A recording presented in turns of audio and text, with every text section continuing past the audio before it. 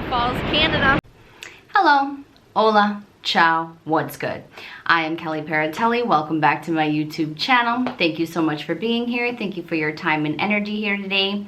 This beautiful video I am making is in regards to our road trip adventure in April 2023 from Michigan to Canada. We went from West Michigan in the Grand Rapids area, close to the lakeshore in the Midwest USA, and we drove our cars the 5.5 or so hour drive through the Canadian Customs Point in Sarnia, Michigan, and we went to Toronto, Ontario, Canada, and then into Niagara Falls. And we have made it to Niagara Falls, Canada, Ontario, April 2023. And it is actually 60 degrees, pretty warm here. You can hear the falls and see them behind me, and that is New York on the other side. It's a very beautiful day. Lots of people here. It is an international tourist destination. And as you know, Lake Ontario and the Niagara area all connect to all 5 Great Lakes and eventually go out to the Atlantic Ocean. Kelly Paratelli, stay tuned. Ciao. This was in April, again in the spring. So it was in the middle of the season, in between the downtime in the winter and the busy season that they normally have during their tourist time in the summer. So we actually went at a really ideal time in April because there weren't a lot of tourists there. We had a lot of space to ourselves. Well, we couldn't have picked a better time to come in terms of it not being tourist season at Niagara Falls, because the tourist season is the end of April, beginning of May, all the way until September in the fall when it's warmer. The only downside is I don't get to go on the iconic Hornblower boat ride that I went on the last time I was here, but there's a lot less people, there's a lot less traffic, there's a lot more parking, and there's a lot more space. So we kind of have a lot of it to ourselves to walk around and explore. And it's a beautiful day. We got really lucky with the weather because it was supposed to rain. They said it was 90% chance of rain. We prayed and prayed that it would be sunny or at least not rain, and it did not rain. This is actually the mist from the falls behind me, is the only precipitation that I'm feeling. And it is not raining. It's actually about 60 degrees. It's pretty warm. It's very beautiful. I really love Niagara Falls. I really love the Canada side. You can see New York behind me, the New York side of Niagara Falls. And we are in Ontario, Canada, and we are having ourselves a lovely day. Ciao. There was only some tourist activities going on. They did have the Niagara Citycruise that they do on the Niagara Falls view. You can take that Citycruise. I did another video about that from the viewpoint of the top looking down at the cruise. But that was the only boat ride that was available to tourists at that time. They didn't have the normal one that goes in the summertime underneath the falls. They only had the Hornblower boat, which just takes you right up to the falls from the Canada side, looking out at Buffalo, New York on the American side. But it takes you on the Canada side right up to the falls, so that when you're in the boat and you're wearing your ponchos, you can feel the power of the falls and the water, the mist spraying on you. But it doesn't actually go into the cave tunnels that go behind Niagara Falls, which is a normal boat ride that they do during the peak of the tourist season in the summer. So yeah, we didn't get to do those things, but we did see the main drag of shops and restaurants and tourist attractions that are on the main drag there in Niagara. Clifton Hill, that's what it's called. So Clifton Hill is the main drag of tourist shops that go down to the main Lakeshore Drive street that Niagara's on.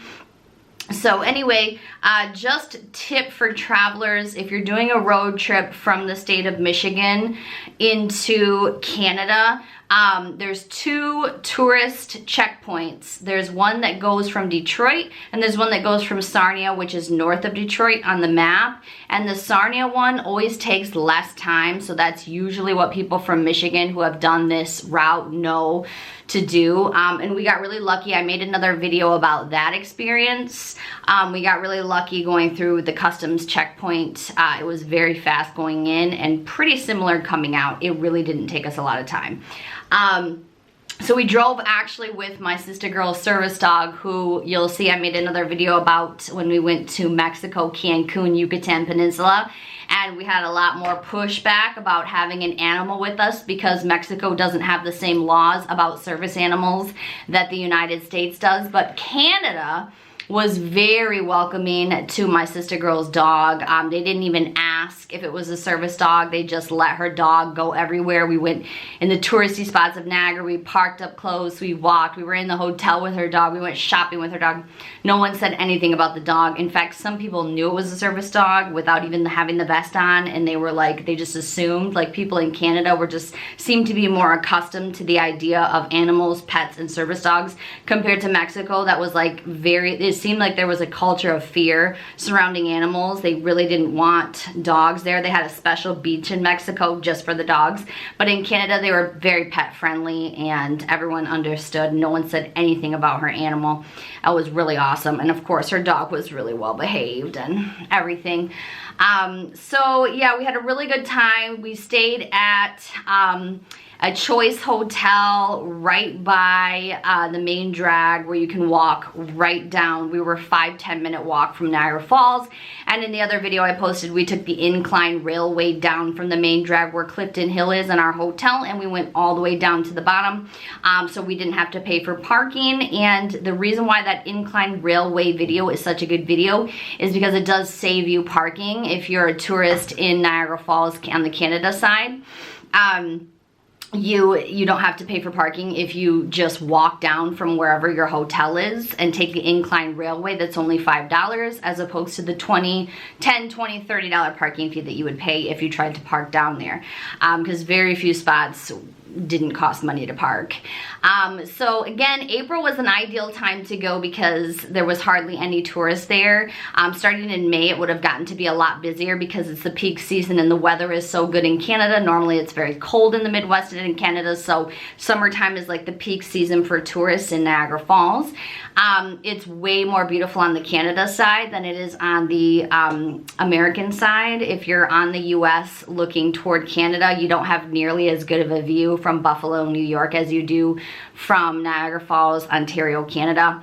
And so a few more tips and tricks. They have a thing called Dollarama, which if you're from the United States, we have Dollar Trees, we have the dollar stores, we have Family Dollar, but they have what's called Dollarama, which is kind of like an upscale dollar store in Canada, where it's a similar idea where everything's $5 or less, usually around $1, but it seemed like their stuff was a little bit higher quality. The currency exchange rate, the Canadian dollar, is very similar to the American dollar, but they do charge much higher taxes in Canada. So when you go out to eat, you're going to be paying a higher tax to the dollar on like meals and gas. Gas is also very expensive in Canada. They go by liters instead of gallons, which is the same thing in Europe. Canada uses the same measurement system. US is the only one in the world that uses gallons and miles instead of kilometers. So nope, in Canada you're on the Queen's Highway and you're back to kilometers just like you are in Europe. So it is way more expensive to get gas. So I recommend that if you're coming from the United States in a car, you try to fill up your gas tank right before you hit the border, because as soon as you get into Canada, gas prices are going to skyrocket compared to the US, and you're going to pay their tax rate. One thing I do is Fifth Third Bank, I think I said this in one of my other videos, they allow you to do a currency exchange for $5 to $10 even if you're not a banker with them. So we made sure that we got some Canadian dollars from Fifth Third, even though we don't bank with them, before we left. So we had some Canadian dollars to spend, but you can also use your debit card, and depending on your bank, you just have to let your bank institution know when you go out of the country that you're going to be in another country, so that they allow your credit card to be used, because some credit card companies don't allow your card to be used in foreign countries. And then also with your debit card, there's a thing called a travel notice. You can usually do it online on your checking or savings account for your bank. Another tip that we do is just to let the bank know that you're going to be out of the country, so they don't put a hold on your debit card when you're out there.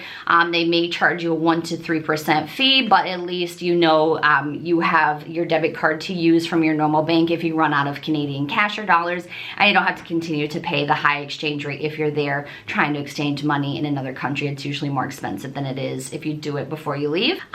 With your phone company, your phone provider, whoever you have, let them know ahead of time that you're going out of the country. Usually the rates are the same for Mexico and Canada as they are the US, but sometimes even though you have international unlimited data, you might not have as high as internet speeds as you do in your home country like the US. So I like to call and say, I want the same internet speeds. I'll pay extra to have high-speed unlimited data internet when I'm there, because you're going to be using your maps in a place that you're not familiar, right? You're going to need the internet. You're going to be looking up on Google things in the area that you want to go see, tourist attractions, restaurants, where are the closest gas stations, what are the prices, look at the maps, look at things you want to see. And so you're going to need the internet. Even if you don't have access to Wi-Fi, you want to be able to access the internet anywhere that you go. I highly recommend doing this when traveling in the age of technology that we're in. So I let my provider know that I want high-speed internet before I leave the country on my phone. So you notify your bank, you notify your phone company, you get your currency, you fill up your gas before you go, you make sure you got air in your tires and gas in your tank and all your fluids in your car is good to go, right?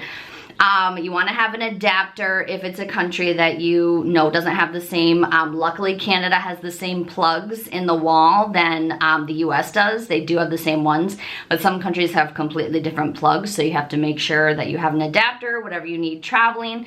But going to Canada, it's very similar to the US in the sense that you're still driving a car, there's still a lot of space in the open road, you know, there's still a lot of land, there's a lot less people in Canada than there is in the US.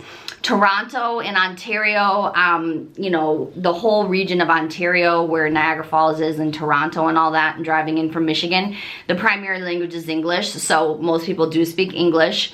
Whereas if you go into like French Quebec, then the main language is going to be French. So if you kept driving through Toronto up towards Montreal and Quebec City and Ottawa, Canada and all that, you might need to know a few French phrases here and there. But in Niagara Falls, it's very much English speaking. Most people speak English. We did a lot of shopping, we did a lot of eating. They had a few casinos there, they had a few malls. We went to the Dollarama to get a few things. We got our tourist sweatshirts, and I got my birthstone earrings that I've been wearing ever since I got, you know, back from Canada.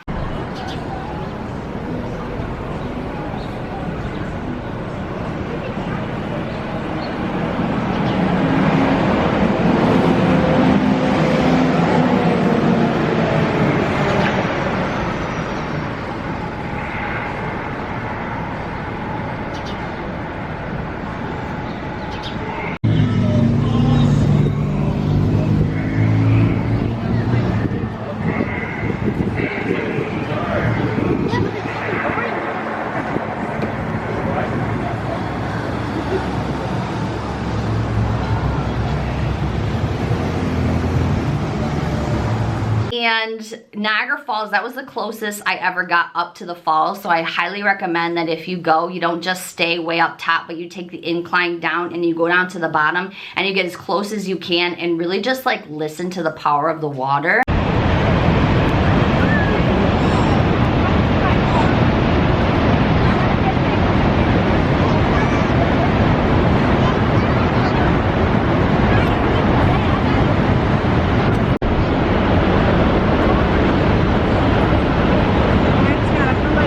Because it's so strong by the falls. It's a natural element. It's an international tourist attraction for a reason, because all 5 Great Lakes converge ultimately from the ocean in the Hudson Bay. It all comes down into the Great Lakes. It's all connected throughout the waters of the world, and Michigan and Canada have several inland lakes all attached from this giant body of water.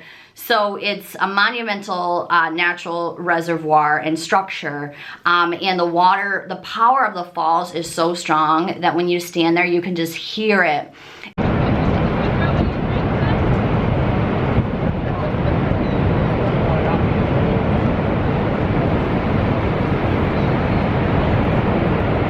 And a lot of times it really won't be windy by the falls, but I highly recommend bringing a coat, because even if it is windy, you definitely need a coat. But even if it's not windy, the power of the falls makes the mist spray all around that area, so it feels like it's raining and it's windy even when it's not, because the power of the falls is so strong. So I recommend, even if it's like hot outside, even if you're packing for summer attire, I would say bring some sort of windbreaker or light jacket or hoodie maybe, because when you're down there by the falls, it feels like it's raining and it feels like the wind's blowing, but it's really just the water from the falls. So if it is raining for real, and if it is windy, you're definitely gonna want a jacket down there, even in the summer.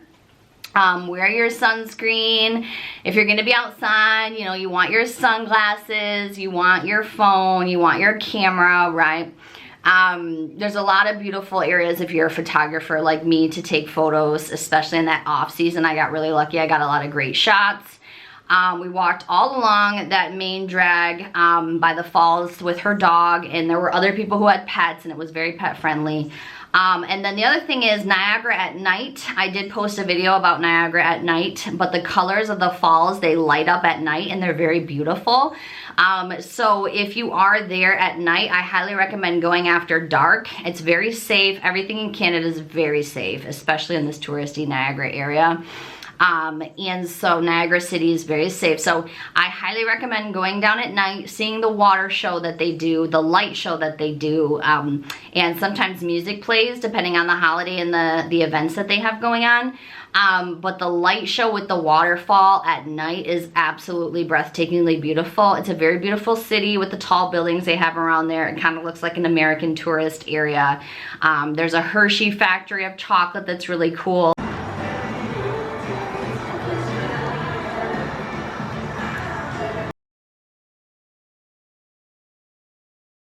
They have an arcade, they have a bowling alley, they have some nice restaurants. Does anyone dare walk these halls?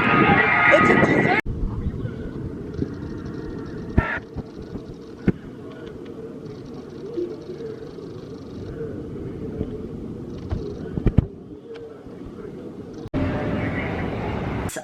The other interesting thing is when I was growing up and I went to Canada, marijuana was illegal as it was in Michigan, and now, as you know, a lot of states in the United States have legalized marijuana, both medicinally and recreationally. And the last time that I went to Canada was about 8 or 9 years ago, and it was also a road trip, and I remember it was very illegal to the point where at the customs border it was something that they checked for in your driving record and your background check. If they found anything suspicious, it was like a well-known statistic that Canada was like very strict against any drug paraphernalia or alcohol. You couldn't have open containers. Obviously it's a customs border, so they're going to be strict about that stuff, but apparently it was like a known fact that Canada was particularly strict about marijuana.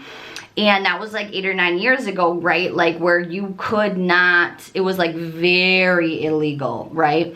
Now, when we went this April 2023, we were seeing dispensaries everywhere along the touristy strip of Clifton Hill. I'm pretty sure I got pictures of it and video of it, but even just in the driving video that I did, you'll probably see them while we're driving in the streets along Niagara City. There was like literally a hemp cannabis shop, a dispensary, a marijuana weed store, almost every corner. There was advertisements of it in the touristy areas. There were billboards about it. People were smoking in the streets like it was a cigarette. It was crazy. It was like a night or day difference. So we literally lived through the time where like marijuana is becoming commercialized, and they're probably going to start putting genetically modified ingredients and processed shit in it. So be really careful if you're one of those people that likes edibles or to eat marijuana, which it's legal now. It's legal in Canada recreationally and medicinally. So I lived through a time when it was illegal and now it's legal. But anyways, Yeah, so it's just very different, that culture. It's very more acceptable now to smoke marijuana. It's almost just like having a glass of wine. It's just kind of like regulated like alcohol is. The food quality is always going to be a little bit better in pretty much every country besides the US. The food quality was way better in Canada. We went to a local Italian place. It was really good. They do have a lot of like chains and stuff still around that area because it's such a touristy area. Like there's a Hard Rock Cafe, and you know, there's a Wendy's, and there's fast food and stuff like that on the strip.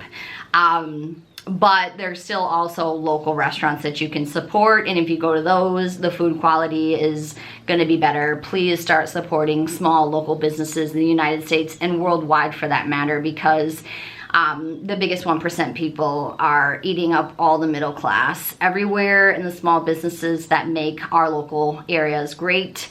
Farms, local farms, support them, please. The world needs all the local fresh farming it can get, because processed foods are killing people at alarming rates.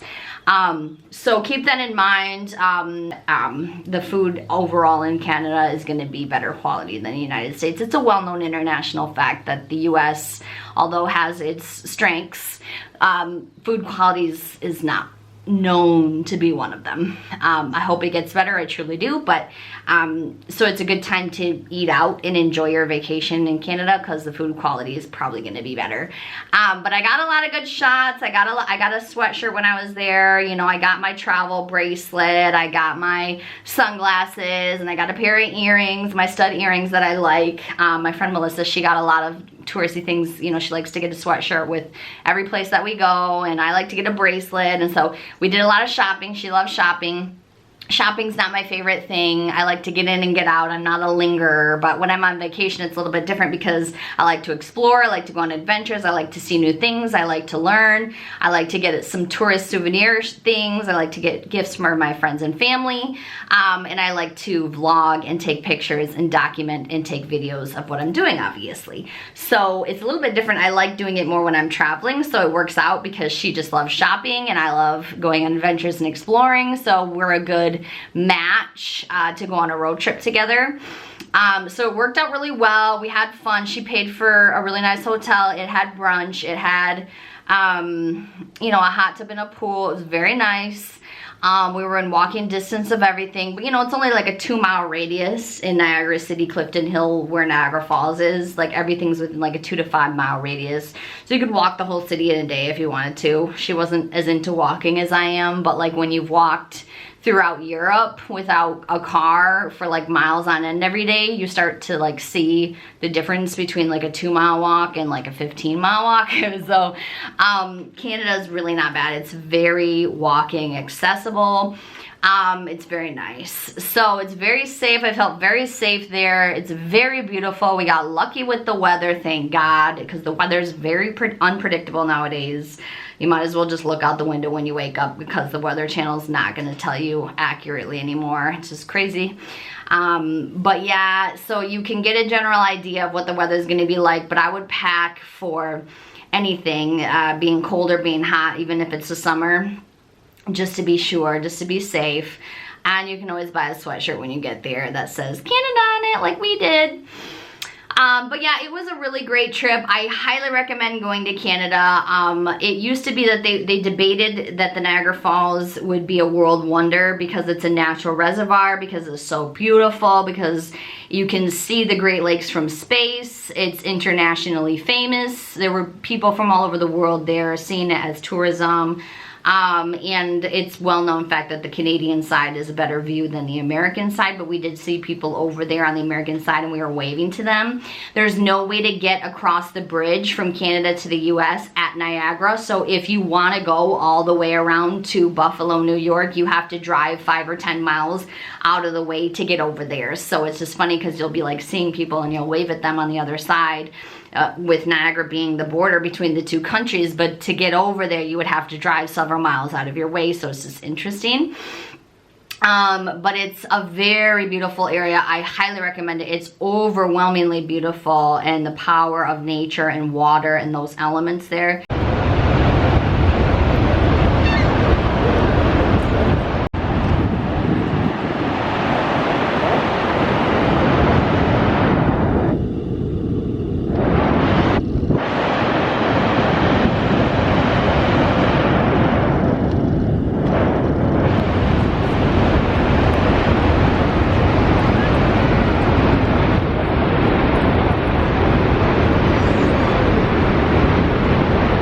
It's very beautiful. So yeah, even for people who are accustomed and used to the Great Lakes, that body of water is stunningly beautiful. So we had a really great time in the Queen's Land of Canada, and on all the highways there's signs that say it's the Queen's Highway, so that's why it's just funny. But get ready for different measurements and kilometers and all that on the roads. You'll see a lot of windmills because they're very environmentally friendly there with the land that they have. And yeah, it was a really great time. I'm gonna post some pictures and videos in between, and I hope you enjoyed this video. Thank you for watching. Please subscribe to my channel and like this video for the algorithms. There's going to be a link in the description to my book Testimonials, which is a self-published book through Barnes & Noble Self-Publishing House and soon to be Schuler's local independent bookstores in Michigan. This book Testimonials by me, Kelly Paratelli, is a compilation of non-fictional short stories and poetry written throughout my life and about my travels, my experiences, and my real life testimonials. So the link to my book will be in the description of this video on the bottom. Please like and click on that. Check out the reviews that I've gotten of my book. Thank you so much. There have been new recent reviews that have come in. They've been very good and beautiful, so I really appreciate any support for my book and for this channel. Road to 1,000 subscribers. I am still on the way, hoping to monetize this channel, but either way, I truly love and enjoy posting these videos, so I appreciate any support. Peace, love, and respect to all. Ciao.